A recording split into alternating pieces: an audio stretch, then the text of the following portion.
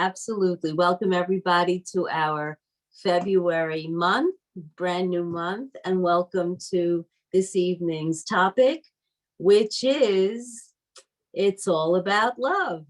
Of course, we have Valentine's Day this month, and we decided to jump on that bandwagon and have a whole month devoted to various aspects of various kinds of love, and from what we think is love and may not be, all the way to spiritual love. So this evening, we are very fortunate to have with us once again Brother Tony, who will talk with us.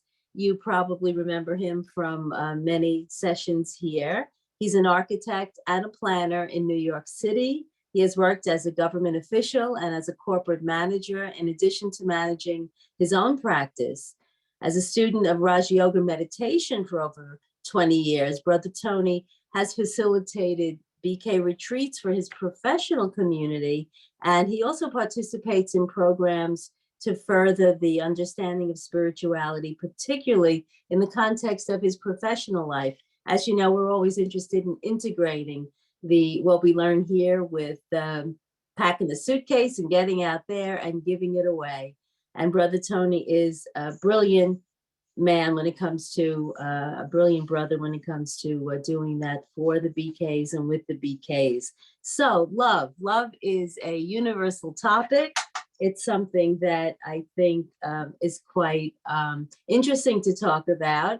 And I'm just wondering what the audience feels about the topic this month.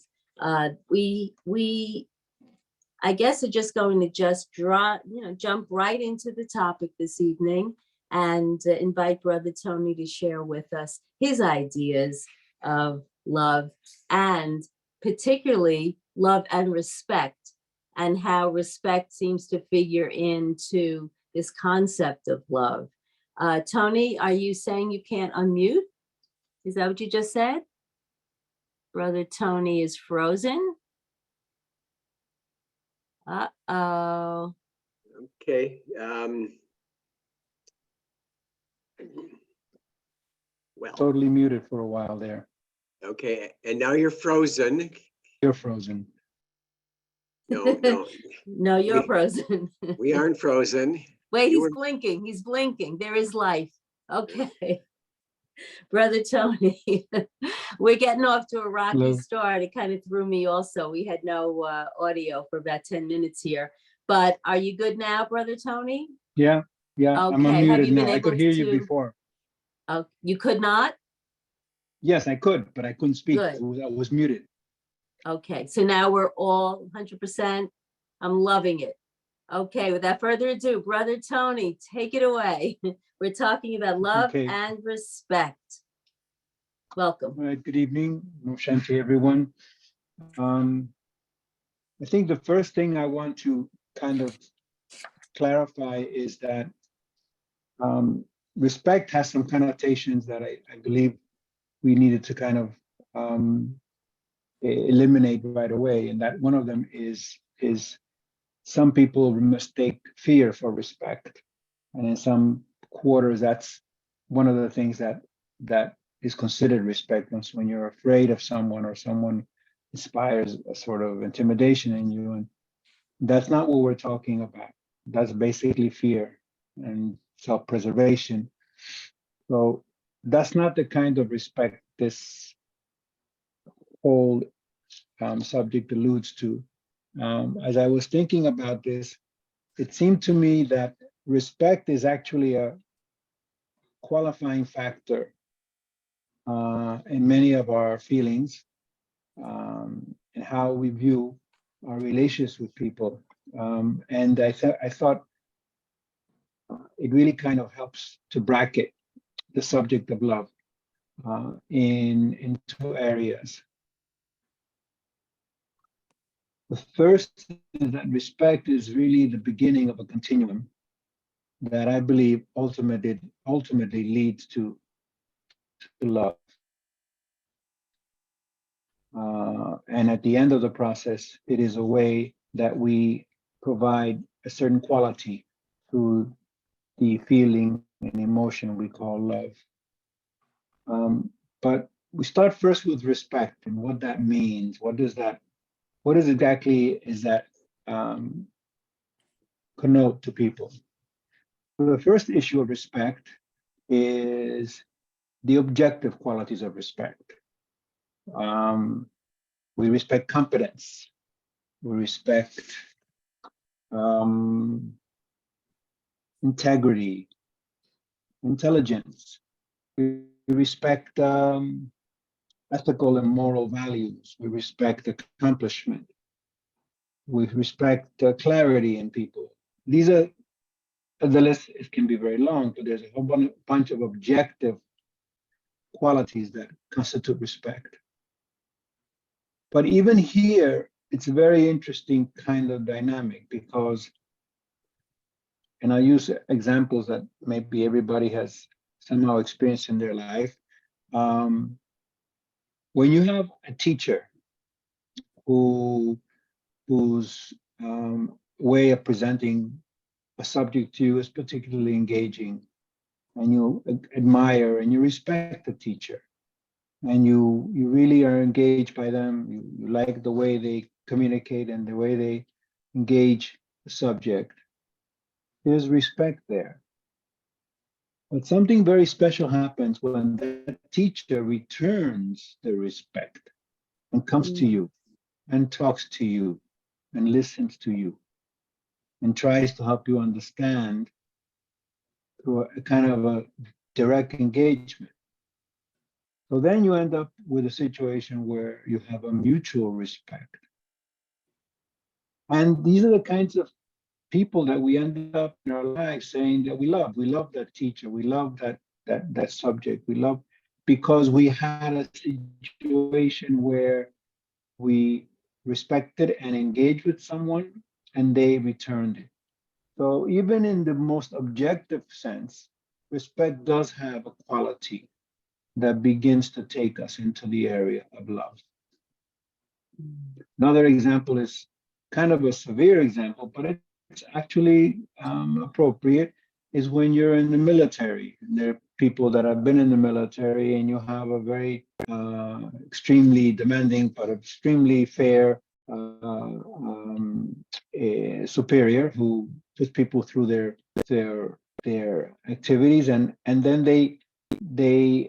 they learn, obviously they become disciplined, and that same superior at some point comes to talk to these people and in some way engages you to kind of let you know that they appreciate the effort you're making, in the way military people do that. Again, here, people end up at some point saying that they love that person. That was a wonderful relationship, even though there was a very demanding taskmaster. So these are all areas where we're talking about objective respect, but where it can go from just being a kind of objective assessment of yourself, of other people, of a situation, to becoming a feeling, an emotion, when that respect is reciprocated. Very important. It's something that's very important to us as human beings. I think most of us really can't live without that. And when we do live without it, it's a very difficult existence, because we really feel the need for that in our life.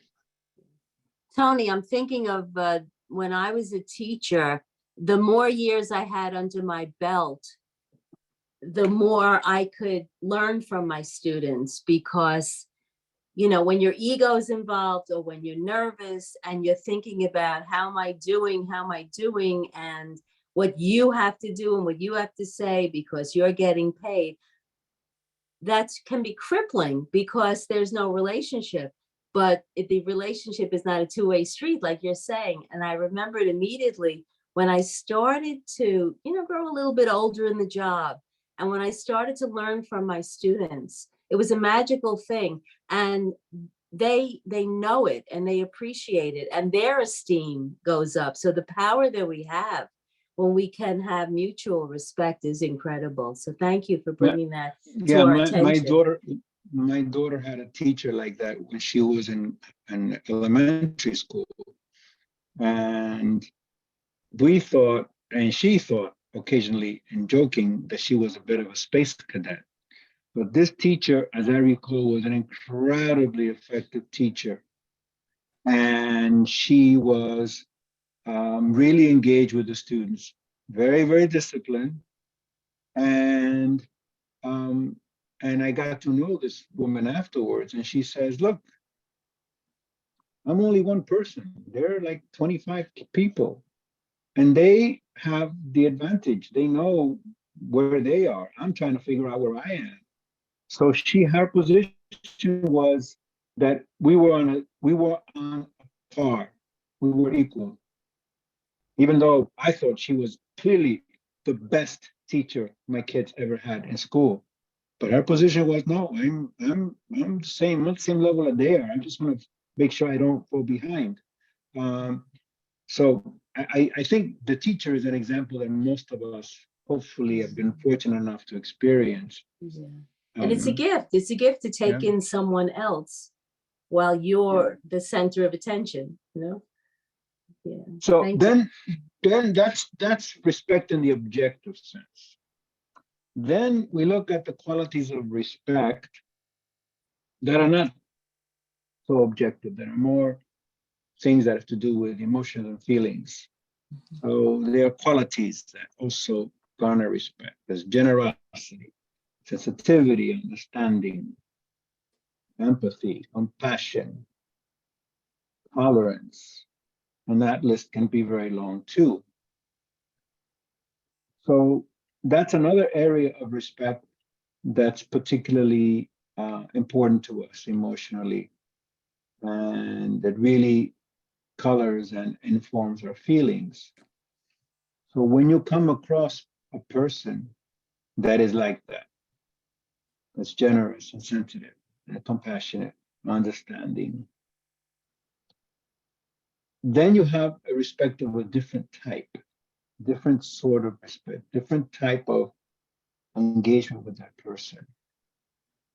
First of all, you really feel very good because you're in the presence of someone that really is trying to be with you, to understand you, to relate to you in a way that's direct, non-judgmental, and very emotionally open. So that's a very important quality that we look for people. And of course, it's a quality that we very, very much respect. But here, we're talking about something that's more about feelings and emotions. The other one was perceptions, understanding of the context you were in. Of course, everything has feelings. I mean, not like you can really separate them.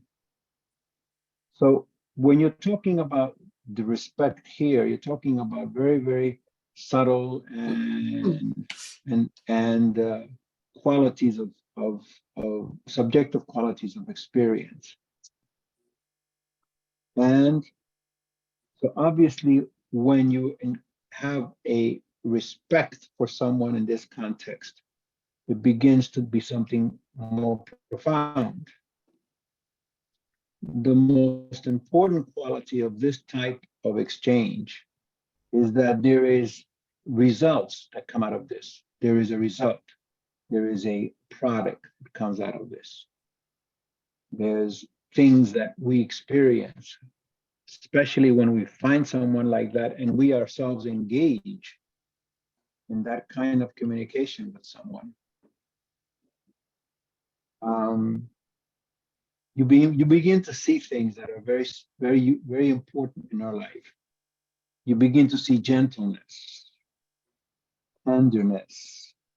You begin to experience sweetness. You feel kindness. Mercy becomes a very important part of this process. So the second set of subjective qualities for respect are more affirmative in that they actually result in something happening. There's a dynamic that they generate. And that dynamic has ultimately a goal that we refer to as love. So the the the, the fundamental issue with that aspect of our feelings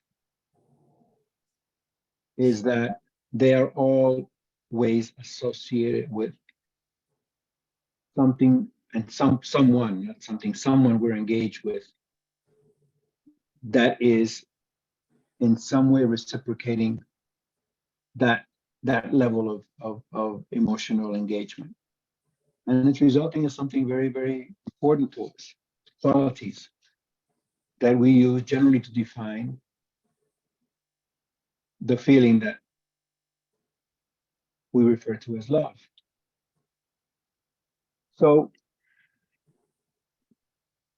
love, I mean, respect, I consider as a kind of a step in the continuum to where we finally get to the point where we understand how to love and love someone and appreciate that person in that context. So this is kind of the continuum. So you have respect, mutual respect, and you have subjective perceptions of someone, really positive qualities, and then they're reciprocated, and then we end up with what we generally define as love. And obviously, it's something that we're all, well, hopefully all of us have experienced at some point, this kind of emotion, this kind of feeling for somebody else. And it is probably one of the most important qualities of our existence. A lot of poetry has been written about this. I always joke when I'm talking about poetry that most of the poetry that's written is for unrequited love. All the great poets write incredible stanzas to unrequited love. Very much a lot of music.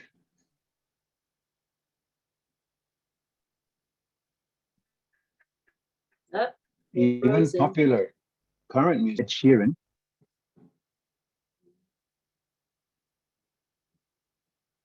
Could you repeat what you just said? You kind of froze for a moment, Tony. Can you hear me Just now? the last sentence. Can hear you now. Okay.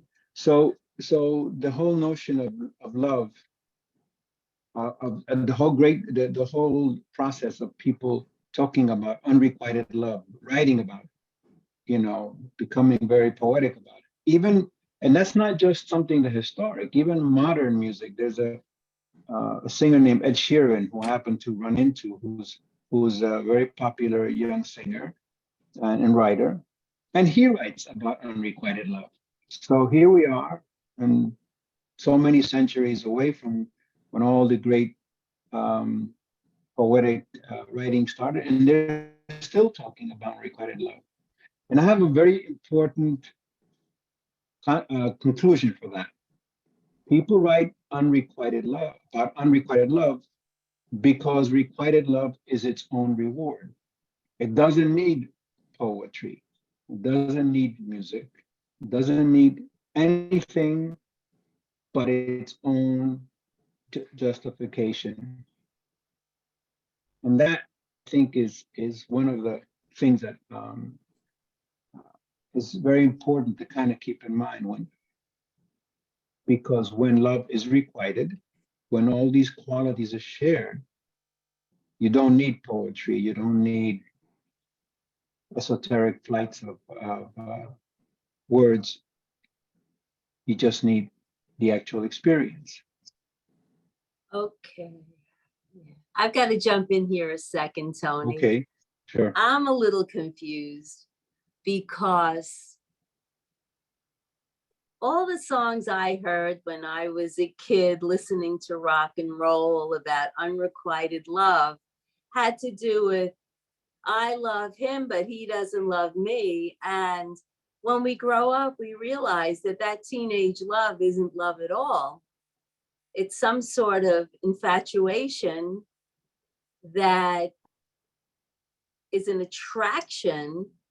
But these kids that write these songs have a whole lot to learn about spiritual love. They have a whole lot to learn about loving soul to soul, which I'm sure we're going to get into a bit.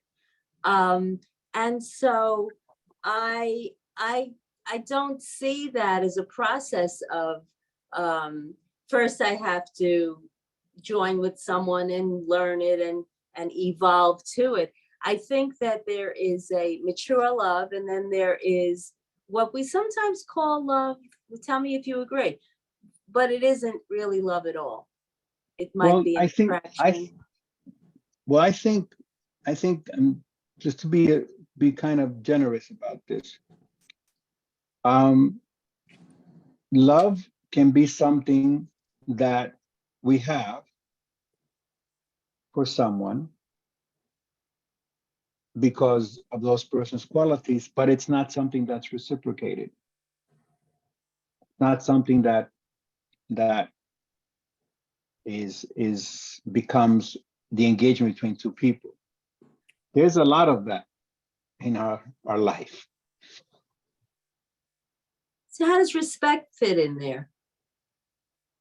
Oh, you froze. I thought you finished. Hopefully not too much of it. Okay, that's where I'm going. Yeah, Can you hear me you now? froze a minute. Could you say that again? You froze and your hand was in front of your mouth. We didn't get that. Okay, so there is a situation where we sometimes have the emotion of being so overwhelmed with affection and love for someone that we think that their life is more valuable than our own, and that we do anything for that person because we become truly, truly engaged in that emotion, Yes. even without that person responding. So that's unrequited love, and there is a great deal of material written about that, and it's a Yes. lot of literature about that. Right. So what I was saying is requited love has its own reward. Doesn't need literature, doesn't need poetry, doesn't Right. need music. Absolutely. But is it love? But You know? but the question that you raised before is when we have these qualities, all of these, so emotional, engaging qualities. Um, what one of the things that's very critical, and one of the, again, on the continuum between respect and love, that we need to get to, I think we have to get to eventually, which is where the whole notion of transcendent love and spiritual love come in, is altruism. Altruism is a very important part of our existence on this earth, how we live as a civilization. Because without it, without that faith, it's very difficult for our society to actually function. Otherwise, we'd just be tribes like we were, many, many millennia ago, groups of people and nomads and what have you. But for our society to thrive, there has to be altruism. And that is the ultimate quality of love.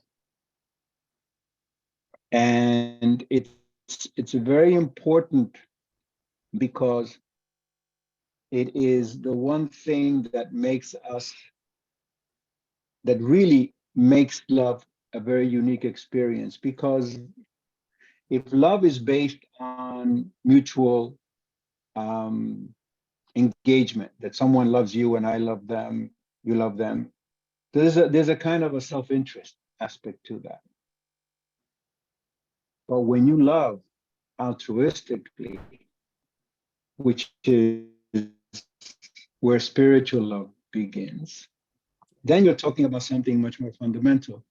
And it's not just a question of it being important in terms of spiritual values. And like I always want to relate things to the pragmatic existence that we have on this earth. And I think altruism is a very important part of how we can function as a society, as a civilization. Without altruism, we really can't exist. We would only be living like just within our family units or our tribes or our clan. Altruism means I can trust and I can have an experience with someone that it's not, that I don't have a personal, selfish, self-interest engagement with. And I think that is really kind of the last step in the continuum of the feelings that are associated with love. And I like to kind of make this is an example I've used before. There is a story about an immigrant that came to this country, and he worked at some sort of, I don't know, he worked at a Costco or someplace like that, and some crazy person, very, racist and a xenophobic person, shot him and almost killed him. And this man recovered from that, became very successful, and he went back to find out what happened to the man that tried to kill him. And he went back and looked to find the precise nature of the problems. And this man by this time was on death's row. This fellow was really a very unstable person. And he made it his business to find out why he got to where he was, which was a horrendous story. The man had a horrendous life, and developed a relationship with him and helped to try to get his death sentence commuted, so he could just spend, and he met his children, this man's children. So here is a person who went and experienced goodness in his life and went to find out why there was such negative, bad intentions in someone. And he didn't go to find it on a relative or a friend. He went to find it to the man that tried to kill him. So altruism really is like the last rung on this ladder that we call love. Yeah. And the other, and so this let me give you the reference, because it's called A Tale of Two Americans, and it's a book written by a man who did a TED talk on it, and it's called The Tale of Two Americans, and it's a very interesting story. And every time I see the TED talk, I'm very moved. So we have the entire spectrum.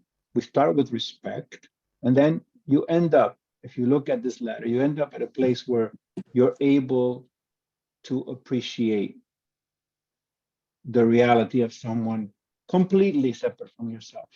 Yeah. And able to appreciate and grow to have a kind of emotion that we call love. And the last thing about this particular subject that I want to say before we go in for questions is that, and it's going to a point you made earlier, Louise, about people that love each other, but there's attraction, there's interest. However, and I'm bringing respect back into the equation, when two people who are engaged to each other and attracted and have all of these normal touchy-feely kind of things that happen in a relationship, when they bring respect into those emotions. When it's not just, well, this person is someone I really like, I like the way they behave, I like what they say, how they move. But when you have respect folded into this, when the two people learn how to respect each other, then you have a much more complicated, more complex and deeper quality of love, because that love is based on a much stronger foundation. So even if we talk about love that happens to us when we finally get to the point of meeting people that we think are unique and special in the world, if respect finds its way into that process, then you have a relationship, you have a love that is based on a lot more than just your emotional reaction to the moment. So in all of these steps leading up to what we refer to as altruism, respect is a very, very important quality in it. And I guess I can end with the quote from the scriptures. I think it's from John, where it says, "Greater love has no man who laid down his life for another." And this is inscribed in our literature everywhere. So the love and respect are not two sides of the same coin, which is what I originally was thinking about. But it's there are respect is what provides love with a definition that is extremely important for it to become something that really is enduring and profound. Right. So, Sure. Thank you, Tony.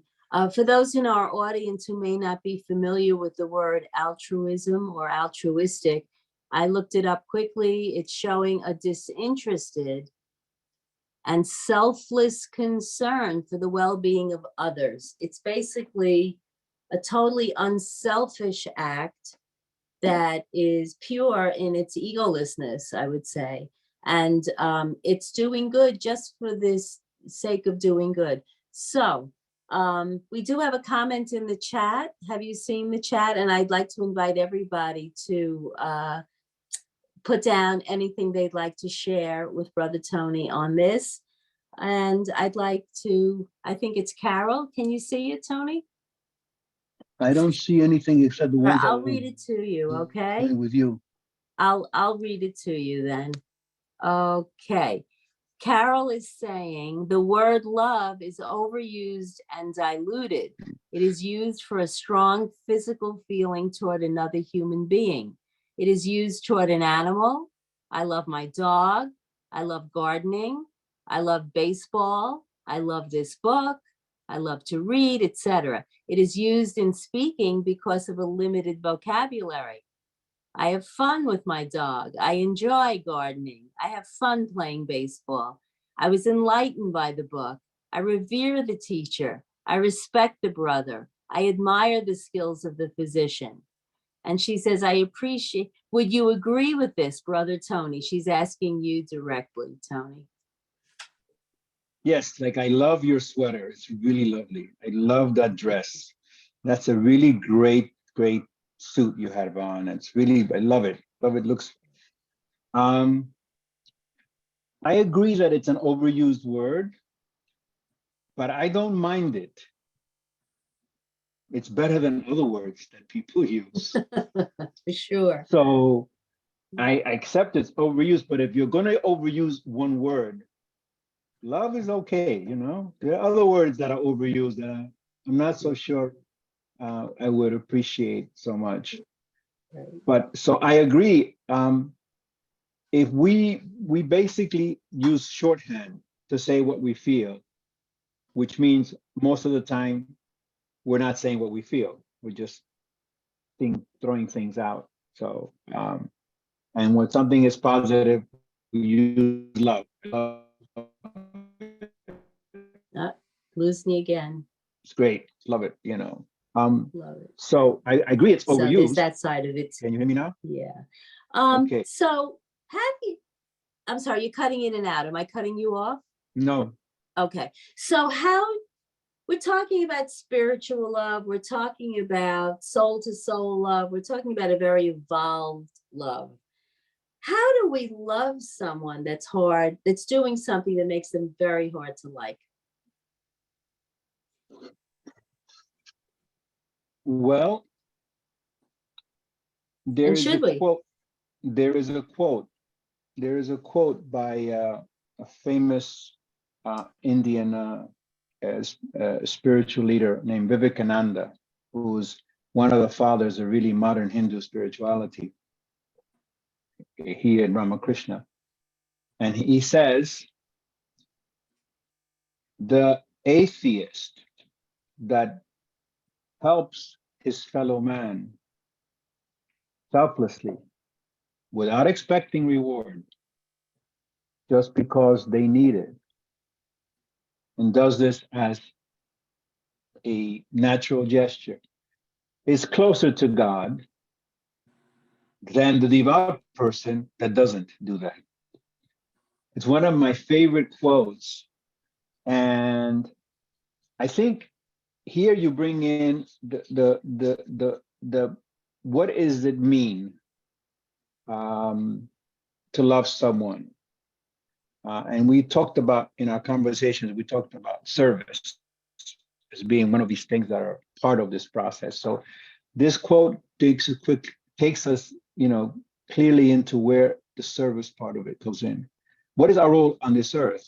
Is our role to bring ourselves as much material comfort or possessions as we can.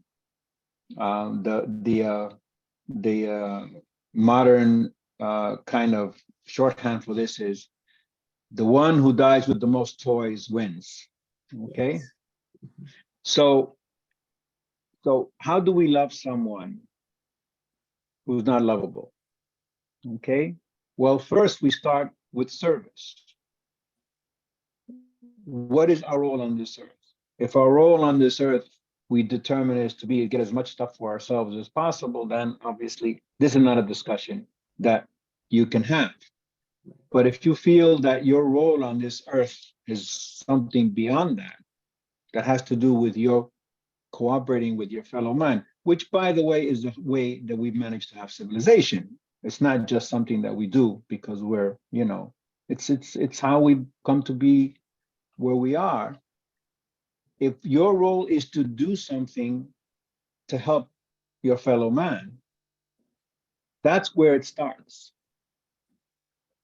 How do you help your fellow man? And again, I refer to the same example of this guy who got to know his fellow man, who was a guy who tried to kill him, but he got to understand the horrendous nature of this man's life. And in the process, appreciated it, understood it, and grew to love him. Now, this is definitely not a likable guy we're talking about. This is one of those people that you meet in the street or in a store and you want to give them a huge berth. Mm-hmm. So how do you love someone you don't like? Is first you find out what is it that you're going to do in life for that person or anybody else for that matter. Are you going to do anything? So if serving others is in your DNA, is in your consciousness, is something that you feel is appropriate, then you can learn to love just about anybody. Yes. Yes. And then we get to motive. Before I talk about that, I remember reading about someone's son was murdered. And the murderer went to prison. And it took 20 years for the person's mother to go to prison, to visit the man, and have, as you described, a face-to-face communion, a communication that I would call love. And it ended with an embrace. It ended with a hug. It ended with the kind of understanding you're talking about. So there's something innate in the human heart, maybe, that needs to do that. Would you agree with that? That this is a universal truth? Absolutely. Serving is one of the things that we do.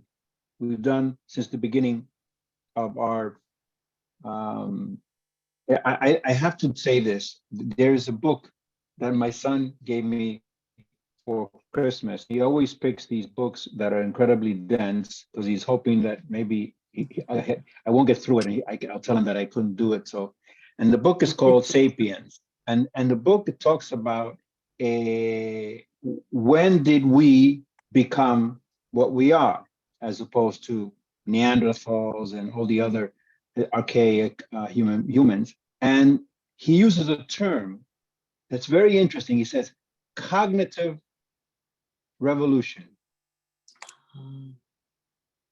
But the people that he's referring to will have no idea what he's talking about, but they would have an idea of what we're talking about.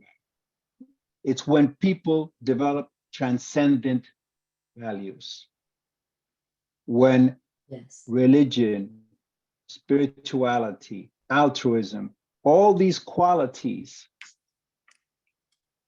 became manifest, is when we began to become a modern society. And to me, when I was reading this, I'm saying cognitive revolution. That's very interesting because it's a very kind of complex and difficult term to define, but a much more simple and more direct, and something that I would think the people from that time would understand. If you could speak to them, is they would understand what transcendent values are. They would know transcendent values, values beyond yourself, values that have to do with spirituality, have to do with altruism. They would understand that. They would not understand cognitive revolution. I'm not sure I understand cognitive revolution, so that's another issue.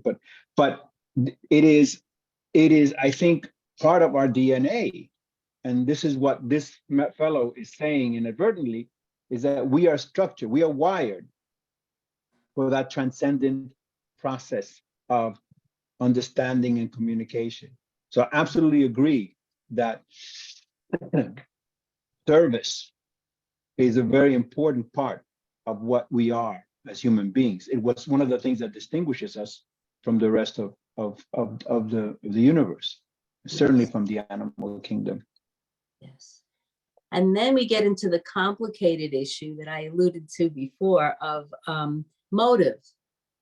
Because the minute that altruistic service gets touched by what do I have to benefit from? What do I gain? It's not altruism anymore. That's not altruism. It's not the minute. It's not the minute. It's if whatever you're doing has some sort of self-interest associated with it, it's not altruistic. It's not necessarily bad. So I don't want to characterize. I don't want people to feel like doing something that has some self-interest is by definition a bad thing.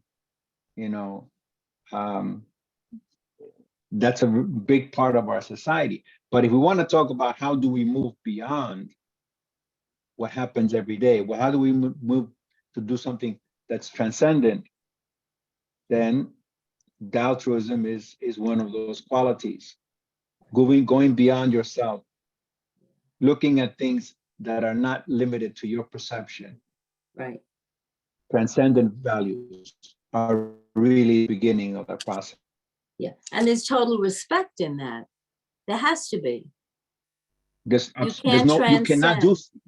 cannot do that. You cannot be altruistic without respect. It's inherent. Without respect.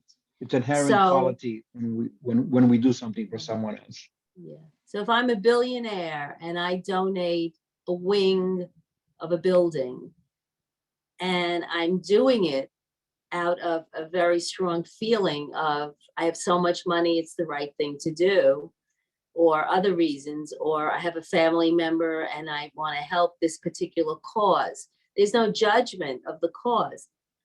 until you start bragging about what you did, or until you really realize that I am the wing of the building. So I think that's the distinction we're making when we're talking about spiritual love. None of that can really coexist with it, or it loses its oomph, right? Is that Yeah, what you're saying? it begins to dissolve because then self-interest becomes, there's the quality of self-interest. You know, you have self-interest gets more and more, and altruism gets less and less. It's a kind of and people do good things sometimes for self-interest. That doesn't mean that it's a bad thing, but it's not truly altruistic. Yeah, absolutely. So before we get to the final portion of our day, let's go back for a second to relationships where it's hard to be loving. I'm kind of fixated on that because we talk a lot around here about being able to influence a situation with what we call incognito love. We have a fancy word for it called mansaseva, where we have the ability to communicate without words. And I was wondering if you had any thoughts about that, Tony, and how we can actually go beyond, the one-on-one relationship and influence, bring love to a situation without talking about it, but by changing maybe a vibration. You want to go in that direction? Okay, I have an example which has to do with not so much someone being hostile to me, but being destructive to themselves. And actually, I can deal with people being destructive to me much better than I can deal with people being destructive to themselves. Because destructive to me, I can dismiss them very easily. Yeah, It's not a power. problem.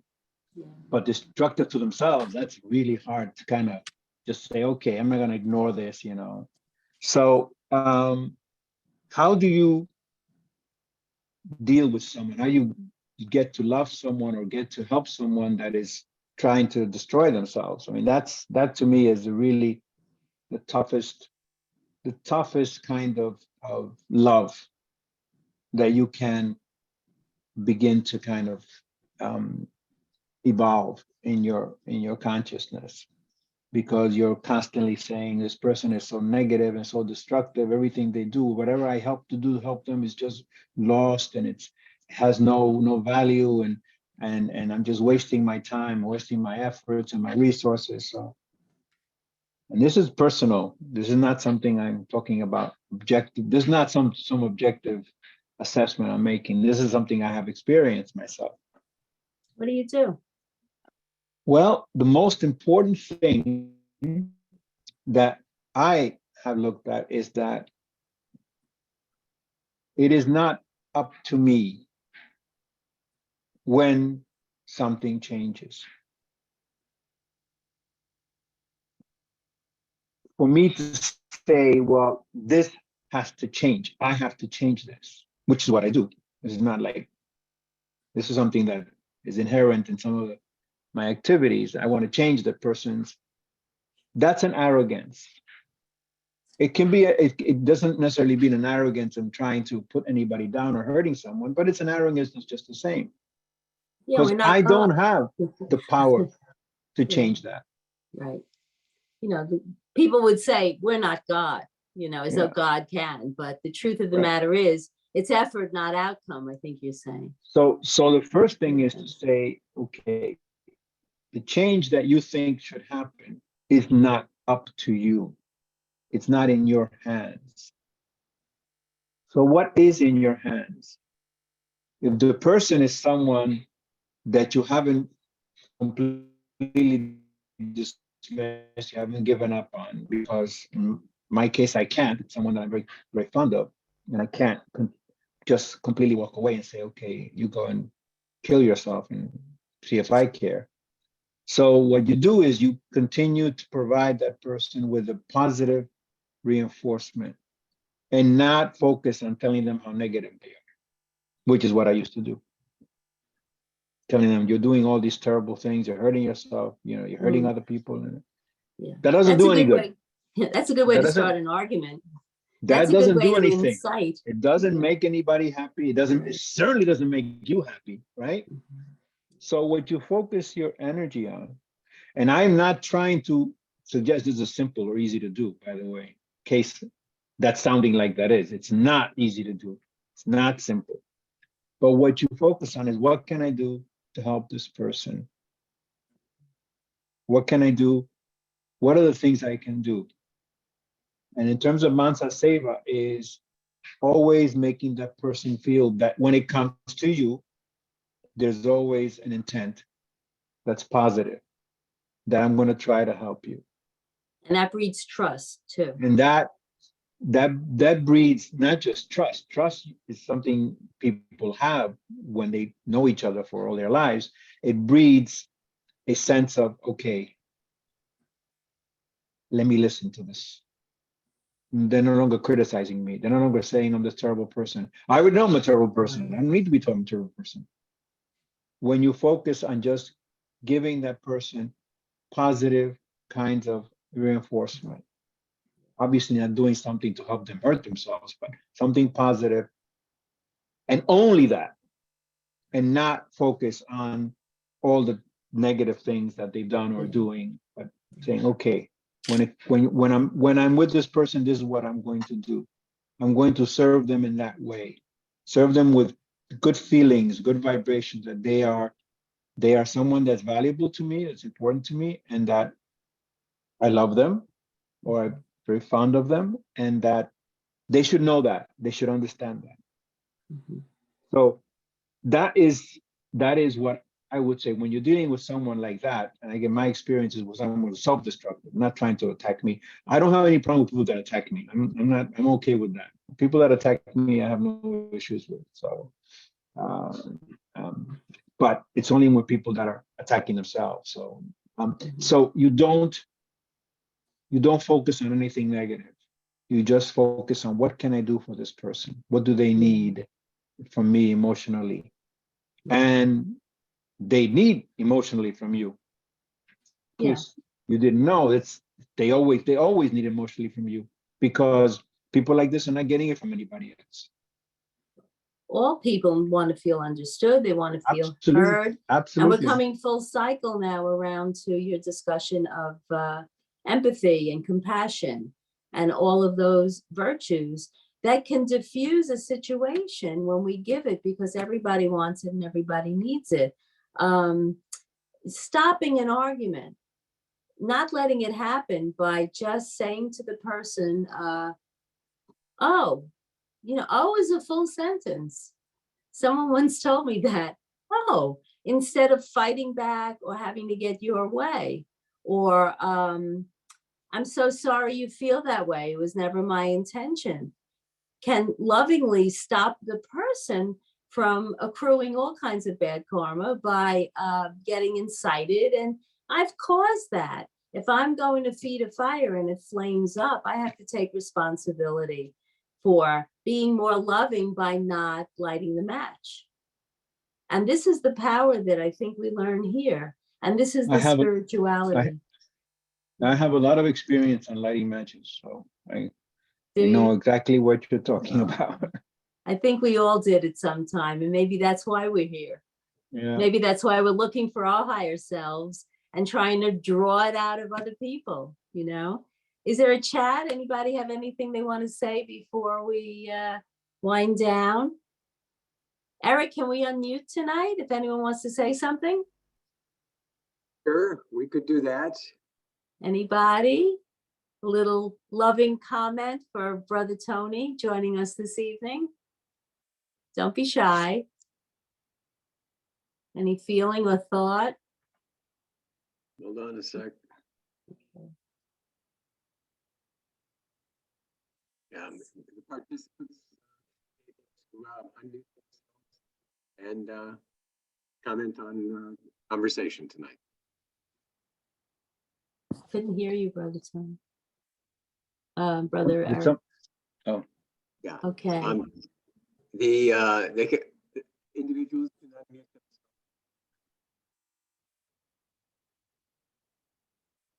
Did you hear that? I'm not hearing. He's talking to somebody else. in the booth. Okay. No, I'm talking to everybody here. Yeah, we can't hear you. Your voice is fading a bit. Brother Eric? All right. There he is. Not sure what's up, but everyone's unmuted. Take your Okay. turns. Take your time. And you line up. I guess we have a shy group tonight. Okay, well, thank you, Carol, for your comment. Okay, Brother Tony, is there anything else you'd like to do before I ask you to do a little commentary for us on love? And thank you for joining us this evening. And Can I make a comment? yeah, absolutely. Who are you? Where are you? Yeah, I'm right here. I Mamta. don't see you. You see my Okay. picture. There My you photograph. are. I thought that was you, Mata. Okay, welcome. Hi. Thank you. Hi. I was thinking, I'm thinking of love in two contexts. One type of the love would be, I love my parents, I love my siblings, I love my children. I love my friends who I connect with. People that I do same kind of things with them. I connect with them, and I love them, right? And the Mhm. second would be a romantic love, which people, I think sometimes they are not clear what they are feeling, and those kind of feelings, I in long term, the romantic love will fade, obviously, and those feelings will fade, and then it comes down to how much, if you love that person.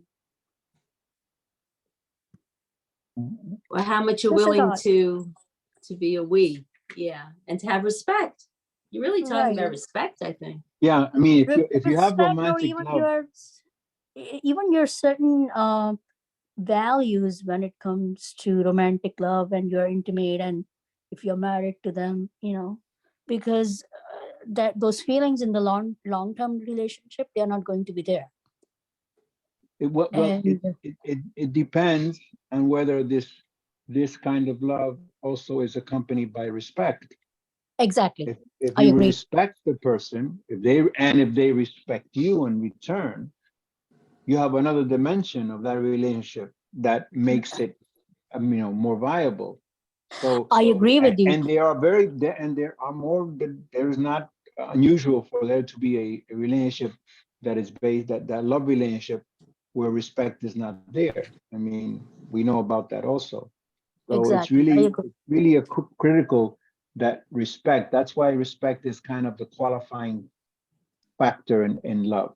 Wherever it brings it in, it gives love a kind of a structure and an organization and a depth that makes it less likely to just fade away as people get less and less interested in someone that they knew before.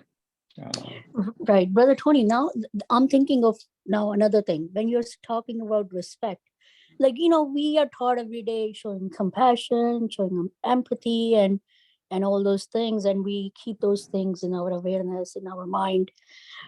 And when you are experiencing hostility from the other end, I don't even know if that's a disrespect or if that person doesn't even know any better. Well, the hostility from the other person,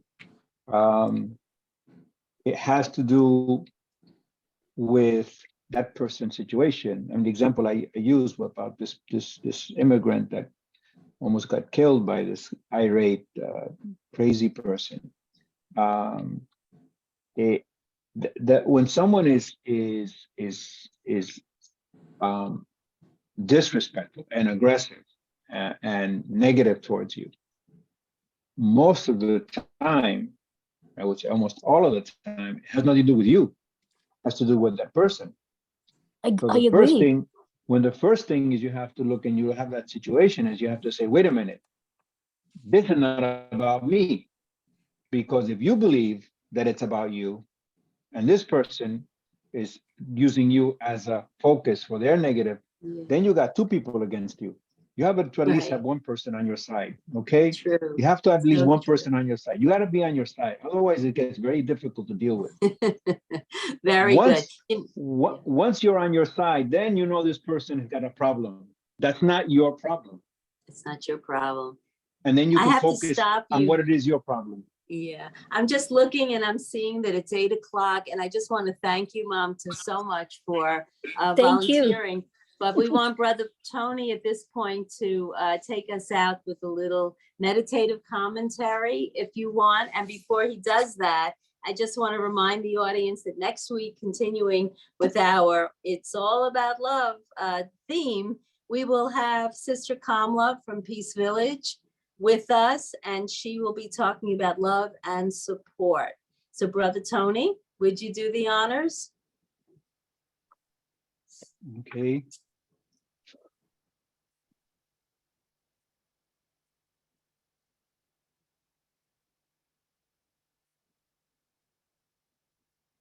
We need to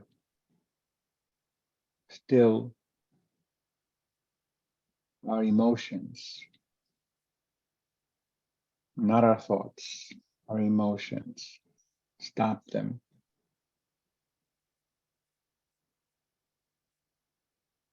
From agitating, from engaging us.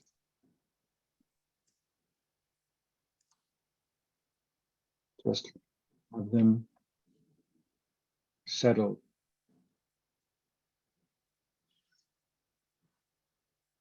To let us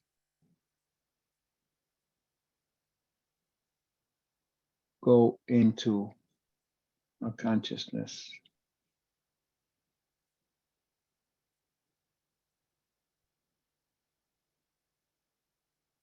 And feel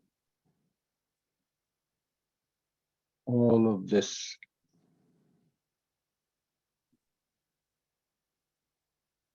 engagement with everybody around you. To be detached from it.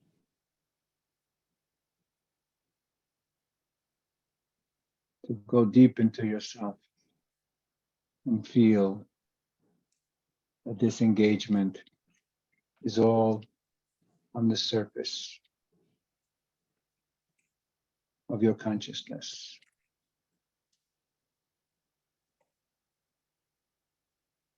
And as you go deep into yourself, you understand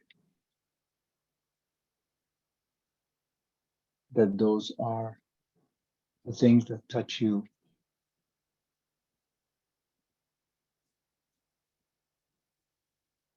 On the surface of your awareness.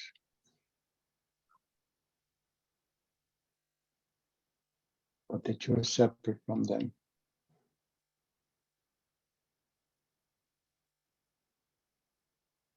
And this consciousness is what makes us feel whole and complete.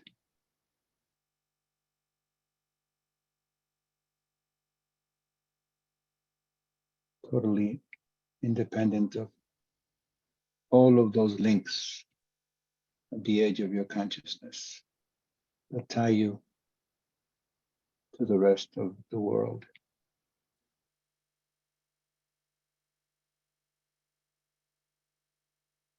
But you can exist independent of them.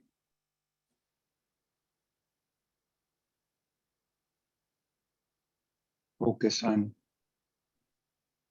that separation.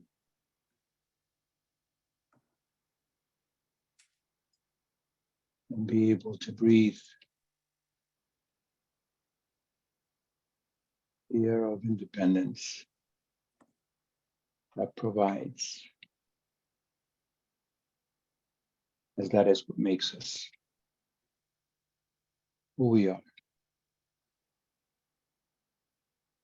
And makes us complete. Om Shanti. Om Shanti. Brother Tony, I know you well enough to say that you are a very loving, altruistic, brilliant brother of the Brahma Kumaris. And I thank you for all your wisdom tonight and coming to us once again. And I'd like to thank everyone for joining us this evening. If you would like to be on our mailing list and you are not, you can call the center, Brahma Global Harmony House, and we will be happy to put you on an email list. And I would just like to say thank you and good night to everyone. It's a little bit late, forgive us. Om Shanti. And thank you, Brother Eric. Are you there? Om Shanti. Thank everyone. Tony, Louise, Mamta, whoever would have offered their thoughts. Appreciate your joining. May your Carol. life be full of love and respect. Thanks again, Tony. Always good, Louise. See you next week, everyone. Om Okay, Shanti. thank you. Om Om Shanti. Good night, Tony. Night. Mm.